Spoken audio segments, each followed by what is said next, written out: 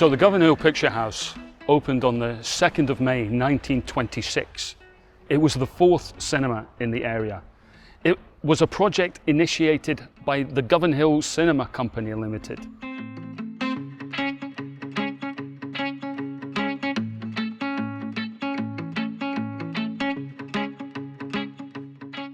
Led by James Hamilton. He already owned the Govan Cross Picture House and the Camp Hill Picture House, and they needed to raise £25,000.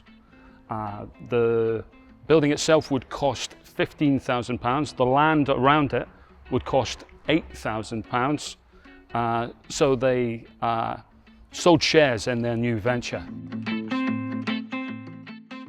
24,950 shares were available at £1 each, and there was 1,000 shares available at £1 shilling each. So that was quite successful, and the cinema opened after that.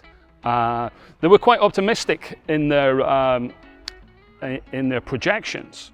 Of the 1,213 seats in the cinema, they thought they would sell 700 plus, about 750 at 9p each per showing.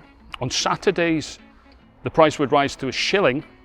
The other 400 plus seats would be available at 6p each. So altogether, they projected they would make a profit of £6,500 a year, or about £400,000 in today's money.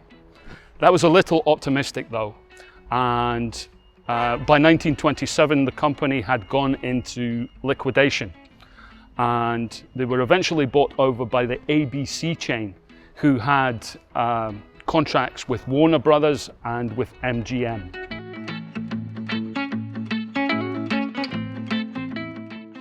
The architect was a guy called Eric Sutherland, who was probably more well known for building bank buildings, the Glasgow Savings Bank, for instance. He built lots of those.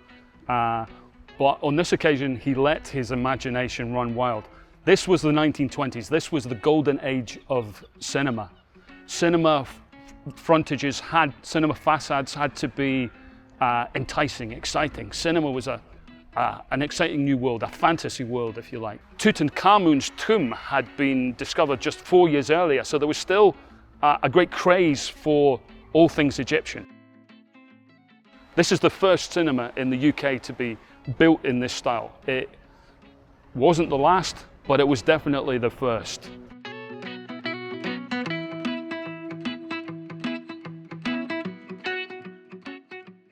The last film ever shown here was in May 1961.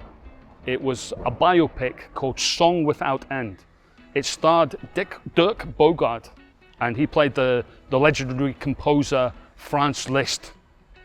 After the cinema closed, it became a bingo hall. It was the first cinema in Glasgow to become a bingo hall.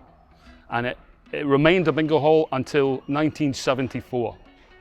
And then gradually it became the warehouse and the shop that you see now.